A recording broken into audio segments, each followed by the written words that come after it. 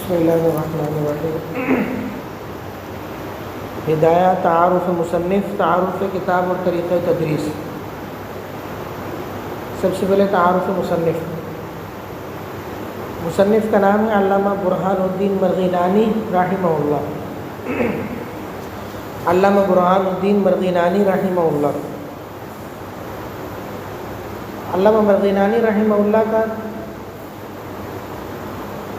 کی تاریخ پیدائش اور سن پیدائش جو ہے وہ ہے 8 رجب 511 ہجری۔ 8 رجب 511 ہجری۔ اور جہاں تک علامہ مرغینانی رحمہ اللہ کے علمی مقام اور مرتبے کا تعلق ہے تو وہ تو آپ کی کتاب ہدایہ سے ہی واضح ہے۔ یعنی ہدایہ کے بارے میں علماء نے جو کہا اور جس درجے کی یہ کتاب ہے اور ہدایہ سے جو ان کا علمی اور تحقیقی مرتبہ ظاہر ہوتا ہے تو اسی سے ان کی شان کا، علمی شان کا اندازہ لگایا جا سکتا ہے۔ علامہ انور شاہ صاحب کشمیری رحمۃ اللہ علیہ نے فرمایا کہ میں تمام کتابوں کے مخصوص طرز پر کچھ نہ کچھ لکھ سکتا ہوں۔ یعنی اگر مجھے یہ کہا جائے کہ فلاں کتاب کے انداز میں اور فلاں کتاب کے اسلوب اور طرز پر آپ کتاب مرتب کریں تو میں کسی بھی کتاب کے طرز پر لکھ سکتا ہوں۔ لیکن 4 کتابیں ایسی ہیں کہ ان کے انداز پر، ان کے اسلوب پر لکھنا انور شاہ کے لیے بھی ممکن نہیں ہے۔ ان میں سے پہلی کتاب ہے قرآن کریم، اور دوسری کتاب ہے بخاری شریف، اور تیسری کتاب ہے مثنوی مولانا روم، اور چوتھی کتاب ہے ہدایہ۔ یعنی علامہ انور شاہ کشمیری رحمۃ اللہ علیہ جو اپنے وقت کے یعنی جلیل القدر محدث، فقیہ، مفسر سب کچھ تھے، اور ان کا یہ دعویٰ بھی تھا کہ میں تمام کتابوں کے مخصوص طرز پر کچھ نہ کچھ لکھ سکتا ہوں، لیکن 4 کتابوں کے طرز پر نہیں لکھ سکتا۔ ان میں ہدایہ بھی ہے۔ اسی سے اندازہ لگایا جا سکتا ہے کہ ہدایہ کا مقام کیا ہے اور صاحب ہدایہ کا مقام کیا ہوگا۔ وہ کہنے والوں نے کہا ہے نا، لم ترى العیون مثلہ فی العلم والادب، کہ علامہ مرغینانی جیسا علم و ادب میں باکمال شخص آنکھوں نے نہیں دیکھا۔ علامہ مرغینانی جیسا علم و ادب میں باکمال شخص ان آنکھوں نے نہیں دیکھا۔ اور جہاں تک آپ کی تصانیف کا تعلق ہے تو جو معروف تصانیف ہیں ان میں سے ایک بدایۃ المبتدی ہے، اور ایک التجنیس والمزید ہے، ایک شرح الجامع الکبیر، شرح الجامع الکبیر، امام محمد رحمۃ اللہ علیہ جو جامع کبیر ہے اس کی شرح۔ اسی طرح فرائض العثمانی، اسی طرح کفایت المنتہی، مختارات مجمع النوازل، نشر المذہب، معجم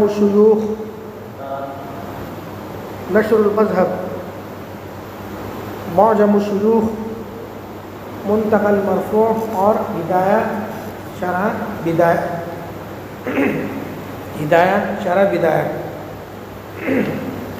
پھر بالآخر 593 ہجری میں آپ کا وصال ہوا ہے اور آپ اس دنیا سے رخصت ہوئے، 93 ہجری۔ پھر جہاں تک کتاب کے تعارف کا تعلق ہے تو کتاب کا نام ہے ہدایہ شرح بدایہ۔ اور اس بات کو سمجھنا چاہیے کہ ہدایہ ہے کیا۔ سب سے پہلے علامہ مرغینانی رحمہ اللہ نے ایک متن لکھا بدایۃ المبتدی کے نام سے، ایک متن لکھا بدایت المبتدی کے نام سے، اور اس متن میں قدوری اور جامع صغیر کے مسائل کو جمع کیا. پھر اس متن کی خود شرح لکھی کفایت المنتہی کے نام سے، کفایت المنتہی کے نام سے. لیکن یہ شرح چونکہ بہت زیادہ طویل ہو گئی تھی، اور بعض نے کہا کہ 40 جلدوں میں مشتمل تھی، بعض نے کہا کہ 70 جلدوں میں، بعض نے کہا کہ 80 جلدوں میں. اتنی زیادہ طویل شرح تھی تو علامہ مرغینانی رحمہ اللہ نے طلباء کی آسانی کے لیے اس شرح کی تلخیص کی. وہ تلخیص ہے ہدایہ، وہ تلخیص ہے ہدایہ. یعنی پہلے بدایت المبتدی کے نام سے ایک متن تیار کیا، پھر اس کی شرح لکھی کفایت المنتہی، پھر اس کی تلخیص لکھی ہدایہ. تو ہدایہ جو ہے یہ کفایت المنتہی کی تلخیص ہے. اور ہدایہ کے لکھنے کا جو پس منظر ہے، اور ہدایہ لکھنے کے زمانے میں جو امام مرغینانی رحمہ اللہ کی کیفیت تھی، وہ بھی بڑی عجیب و غریب ہے.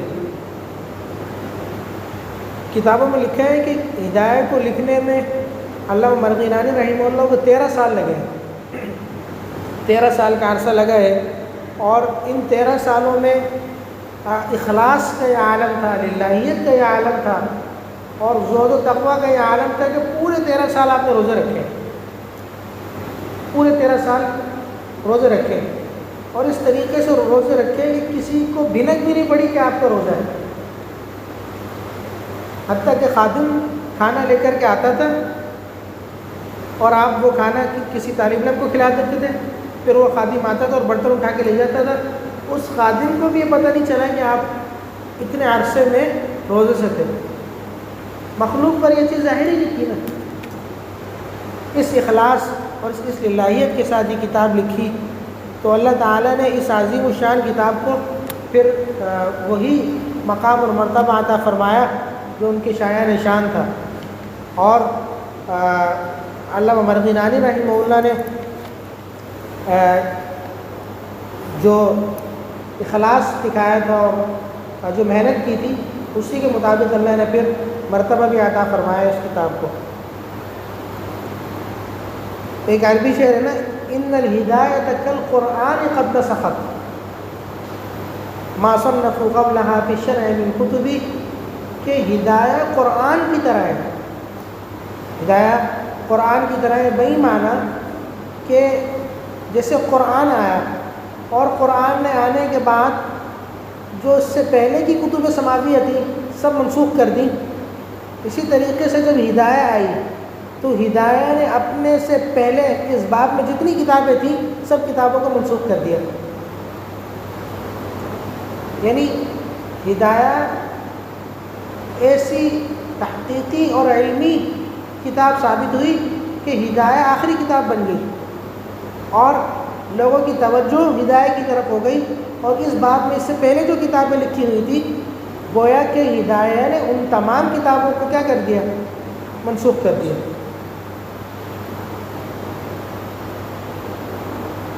پھر جہاں تک ہدایہ کی خصوصیات کا تعلق ہے تو ہدایہ کی بہت سی خصوصیات ہیں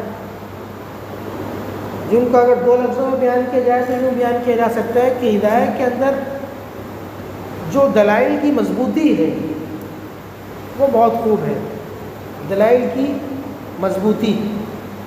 اور اسی طرح علامہ مرغینانی رحمہ اللہ نے جس طریقے سے مسائل کا استخراج کیا ہے وہ بہت زیادہ عمدہ ہے.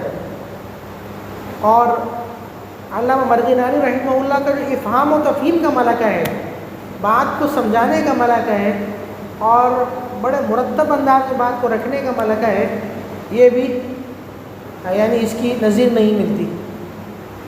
اور علماء نے لکھا ہے کہ اگر کوئی شخص ہدایہ کو تدبر کے ساتھ پڑھے اور ہدایہ میں غور و فکر کرے تو اس کتاب کی جو خصوصیات ہیں وہ پڑھنے والے کے اندر منتقل ہو سکتی ہیں.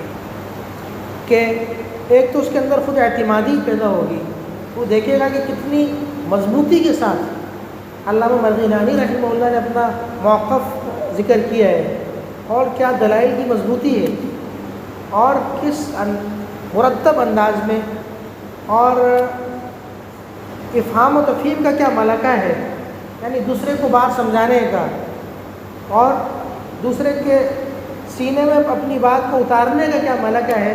اگر کوئی شخص تدبر کے ساتھ اس کتاب کو پڑھ لے تو یہ صلاحیتیں اس کے اندر بھی منتقل ہو سکتی ہیں۔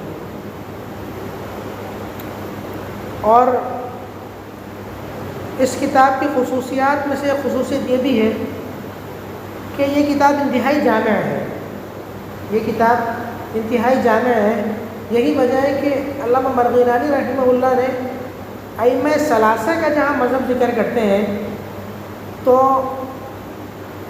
بسا اوقات ان کا نام بھی ذکر نہیں کرتے، بسا اوقات ان کا نام بھی ذکر نہیں کرتے، بلکہ امام ابو حنیفہ رحمہ اللہ کی جگہ لفظ استعمال کرتے ہیں لہو، اور حضرات صاحبین کے لیے استعمال کرتے ہیں لہوما۔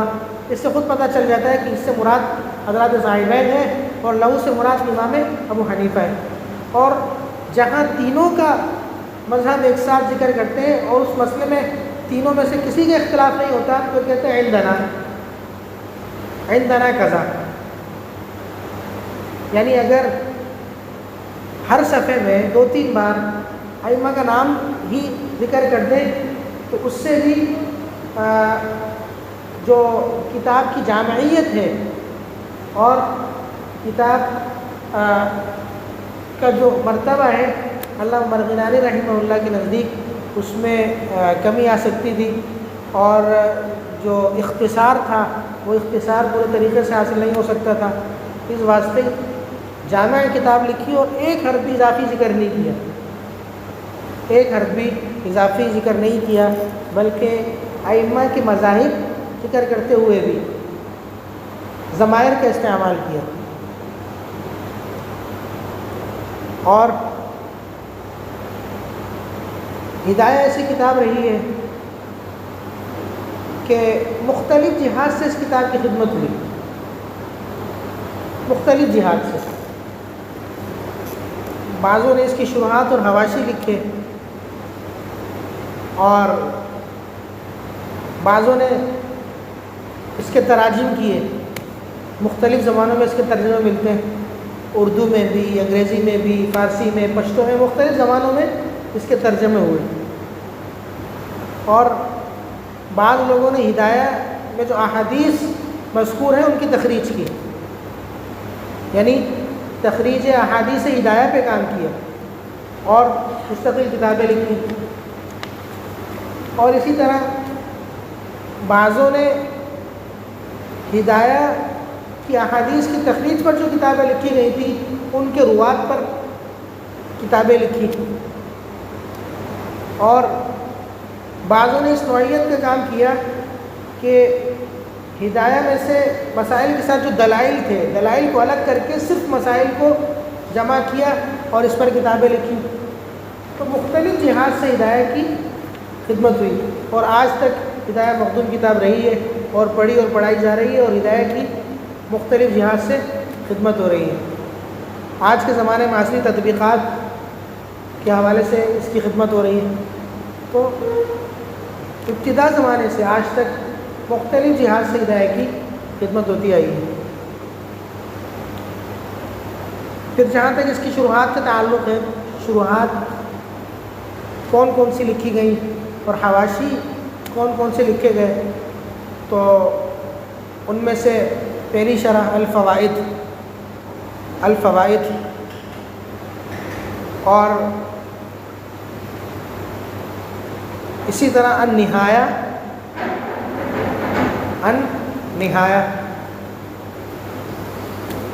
اور اسی طرح خلاصۃ النہایہ فی فوائد الہدایہ، خلاصۃ النہایہ فی فوائد الہدایہ، اسی طرح معراج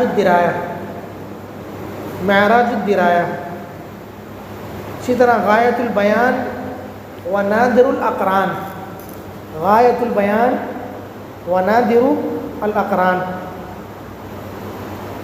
اسی طرح اس کی معروف شروحات ہیں العنایہ، البنایہ اور فتح القدیر وغیرہ۔ یہ 3 شروحات بہت زیادہ معروف ہیں، العنایہ، البنایہ اور فتح القدیر۔ فتح القدیر کے بارے میں لکھا ہے کہ علامہ ابن حمام رحمہ اللہ نے یہ کتاب پوری نہیں لکھی، بلکہ کتاب الوکالہ پہ آپ کام کر رہے تھے۔ علامہ ابن حمام رحمہ اللہ کتاب الوکالہ پہ کام کر رہے تھے، اور کتاب الوکالہ میں آپ دیکھیں گے ایک عبارت آتی ہے والعقد الذی یعقدہ الوکلاء علی ضربین۔ اس عبارت تک پہنچے تھے کہ انتقال ہو گیا۔ اس کے بعد کا جو حصہ ہے وہ علامہ ابن حمام رحمہ اللہ نے نہیں لکھا، فتح القدیر کا۔ علامہ قاضی زادہ رحمہ اللہ نے اس کے بعد کا حصہ لکھا ہے، اور تکمیلہ فتح القدیر پر لکھا ہے نتائج الافکار فی کشف الرموز والاسرار کے نام سے۔ علامہ قاضی زادہ رحمہ اللہ نے کتاب الوکالہ سے آگے کا حصہ لکھا ہے نتائج الافکار فی کشف الرموز والاسرار کے نام سے۔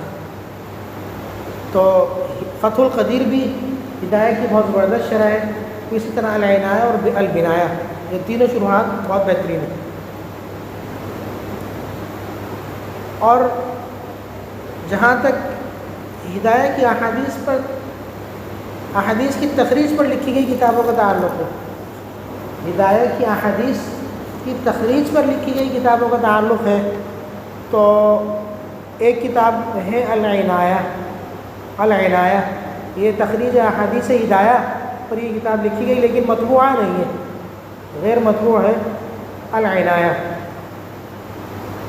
اور ایک کتاب ہے نصب الرایہ، علامہ زیلعی رحمہ اللہ کی کتاب وہ بہت زیادہ معروف ہے، نصب الرایہ۔ اس باب میں اگر کہیں کہ انسائکلوپیڈیا کسی چیز کی حیثیت ہے تو غلط نہیں ہوگا، نصب الرایہ۔ علامہ زیلعی نے اس باب میں 2 کتابیں لکھی تھیں، اور 2 کتابیں ان کی معروف ہیں، یعنی تخریج پر۔ ایک کتاب لکھی نصب الرایہ، اور ایک کتاب لکھی تخریج احادیث الکشاف۔ ایک نصب الرایہ اور ایک تخریج احادیث الکشاف۔ حافظ ابن حجر رحمۃ اللہ علیہ نے کیا کیا کہ دونوں کتابوں کی تلخیص لکھی، نصب الرایہ کی تلخیص لکھی الدرایہ کے نام سے، نصب الرایہ کی تلخیص لکھی الدرایہ کے نام سے، اور تخریج احادیث کشاف کی تلخیص لکھی الکاف الشاف فی تحریر احادیث الکشاف، الکاف الشاف فی تحریر احادیث الکشاف۔ تو تخریج احادیث ہدایہ پہ علامہ زیلعی نے کتاب لکھی نصب الرایہ، اور حافظ ابن حجر نے اس کی تلخیص لکھی الدرایہ۔ سمجھ گئے؟ حافظ ابن حجر نے نصب الرایہ کی تلخیص لکھی الدرایہ۔ پھر ان دونوں حضرات کو، یعنی علامہ زیلعی کو اور حافظ ابن حجر کو، جو احادیث نہیں مل سکی، جن کی تخریج ان دونوں کے لیے ممکن نہیں ہو سکی، وہ جو احادیث رہ گئی تھی ان کو لیا ہے علامہ قاسم القطلوبغہ رحمہ اللہ نے، اور ان کی تخریج کی اور ایک کتاب لکھی۔ علامہ قاسم بن قطلوبغہ رحمہ اللہ نے ان کو جمع کیا اور ان کی تخریج پر کتاب لکھی۔ کتاب کا نام ہے منیۃ الالماعی فی ما فات من تخریج احادیث الہدایہ للزیلعی، منیۃ الالماعی فی ما فات من تخریج احادیث الہدایہ للزیلعی۔ پھر علامہ قاسم بن قطلوبغہ کی اس کتاب پر علامہ زاہد کوثری رحمہ اللہ نے تعلیق بھی فرمائی، اور بڑی عمدہ تعلیق فرمائی۔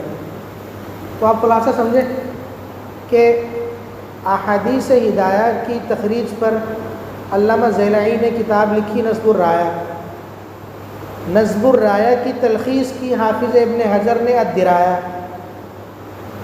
پھر ان دونوں حضرات سے جو احادیث رہ گئی تھیں اور جن کی تخریج ان کے لیے ممکن نہیں ہو سکی تھی، ان کو لیا ہے علامہ قاسم القطلوبغہ نے ایک کتاب میں۔ اس کتاب کا نام ہے منیۃ الالمعی فی ما فات من تخریج احادیث الہدایہ للضلعی، اور پھر اس پر تعلیق فرمائی علامہ زاہد کوثری رحمہ اللہ نے۔ اس کا مطلب یہ ہوا کہ اگر ہدایہ کی تخریج احادیث پر کتاب دیکھنی ہو تو 3 کتابیں آپ کو دیکھنی پڑیں گی، ایک نصب الرایہ اور ایک اس کی تلخیص۔ یہ دونوں تو ایک ہی چیز ہے، دونوں میں سے کوئی ایک بھی دیکھ سکتا ہے، ایک تفسیر ایک تلخیص ہے۔ اور تیسری کتاب جو علامہ قاسم القطلوبغہ کی کتاب ہے، کیونکہ تمام احادیث کی تخریج ان 3 مجموعوں میں جا کر کے مرتب ہوتی ہے۔ اسی طرح ہدایہ کی خدمت کی جہاد ہی شمار ہوگی ہے کہ نصب الرایہ کے جو روات تھے ان پر کتابیں لکھی گئیں، یعنی تخریج احادیث ہدایہ پر جو کتاب تھی نصب الرایہ، اس کے روات پر بھی کتابیں لکھی گئیں۔ 2 کتابیں معروف ہیں، ایک تحقیق الغایہ بترتیب الروات المترجم لهم فی نصب الرایہ، تحقیق الغایہ بترتیب الروات المترجم لهم فی نصب الرایہ۔ تحقیق الغایہ کے نام سے لکھ لو، یاد رہے گا۔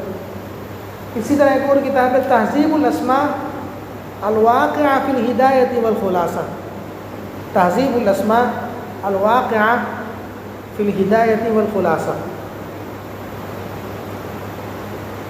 علماء نے لکھا ہے کہ اگر کوئی شخص احادیث احکام سے واقفیت چاہتا ہے کہ احکامات کے پیچھے احادیث کا کیا ذخیرہ ہے اور مسائل کے پیچھے احادیث کا کیا ذخیرہ ہے اور کن احادیث کی روشنی میں یہ احکامات ہیں، تو جیسے احکام القرآن ہے نا کہ قرآنی نصوص کون سی ہیں ان احکامات کے پیچھے، اسی طرح احکامات کے پیچھے احادیث کون سی ہیں، تو اس کو چاہیے کہ 3 کتابیں دیکھیں۔ کوئی احادیث احکام سے واقفیت چاہتا ہے تو اس کو چاہیے کہ 3 کتابیں دیکھیں، ایک نصب الرایہ، ایک التلخیص الحبیر، اور ایک ارواء الغلیل۔ تو یہ 3 کتابیں وہ دیکھیں۔ جس طریقے سے احکام القرآن ایک پوری جہت ہے، اسی طرح احادیث احکام یہ ایک مستقل جہت ہے کہ احکامات کے پیچھے نصوص کون سی ہے قرآنی، یہ ایک جہت ہے، اور احادیث کون سی ہیں یہ ایک دوسری جہت ہے۔ تو احادیث کو اگر دیکھنا ہے تو یہ 3 کتابیں بہت زیادہ مفید ہیں۔ اسی طرح ہدایت کی جو خدمات ہوئی ان میں سے ایک جہت یہ ہے جس کا میں نے آپ کے سامنے تذکرہ کیا ہے کہ لوگوں نے ہدایت کے مسائل کو دلائل سے الگ کر کے صرف مسائل پر بھی کتابیں لکھی، یعنی دلائل کو الگ کر دیا اور جو ابحاث تھی تفصیلی ان کو الگ کر دیا، اور صرف مسائل پر بھی کتابیں لکھی، مسائل کو الگ کر کے۔ علامہ ابن اقرب رحمہ اللہ کی کتاب ہے ایک، اس حوالے سے الرعایہ فی تجرید مسائل الہدایہ، نام سے بھی واضح ہے، الرعایہ فی تجرید مسائل الہدایہ۔ تو انہوں نے مسائل کو دلائل سے الگ کر کے مسائل پر کتاب لکھی ہدایہ کے، الرعایہ فی تجرید مسائل الہدایہ۔ تو یہ تو ہو گیا کہ تعارف کتاب اور کتاب کا کیا مقام ہے اور اس پر کیا کیا لکھا گیا اور کس کس جہت سے خدمت ہوئی، یہ چیزیں اس میں آ گئی۔ اب طریقہ تدریس کہ ہدایہ کی تدریس کا طریقہ کیا ہونا چاہیے۔ تو سب سے پہلی چیز تو یہ ہے کہ عبارت کو پڑھوانے کا اہتمام کیا جائے، طلبہ سے عبارت کو پڑھوانے کا اہتمام کیا جائے، اور عبارت میں کوئی غلطی برداشت نہ کی جائے، بڑے اہتمام سے عبارت کو سنا جائے، اور اس عبارت میں کسی قسم کی غلطی کی گنجائش نہیں ہونی چاہیے، کیونکہ طالب علم بہت آگے تک پہنچ گیا ہے، اگر اب بھی غلطیاں ہوں گی تو یہ تو نقص کی بات ہے۔ اور دوسری چیز یہ ہے کہ استاد کو چاہیے کہ صورت مسئلہ کو وہ خارجی مثالوں کے ساتھ بھی واضح کرے، خارجی مثالوں کے ساتھ بھی واضح کرے، تاکہ جو مسئلہ ہے نا وہ اوقع فی ذہن ہو جائے، اور طلبہ کو یہ تو پتہ چلے کہ یہ جو کتاب ہے یہ اس کا خارجی دنیا سے بھی کوئی تعلق ہے، اور جو خارج میں ہوتا ہے اس کتاب کا اس کتاب سے کوئی نہ کوئی لنک ہے۔ ایک فائدہ تو یہ ہوگا کہ ان کو یہ پتہ چل جائے گا کہ خارج دنیا سے بھی تعلق ہے، اور دوسرا یہ ہے کہ مسئلہ بہت اچھی طریقے سے ان کی سمجھ میں آ جائے گا، کہ جب ان کو پتہ چلے گا کہ ہاں ہمارے یہاں جو اس طرح ہوتا ہے وہ اس کے بارے میں یہ بات ہو رہی ہے، تو یہ فائدہ بھی اس سے حاصل ہو جائے گا۔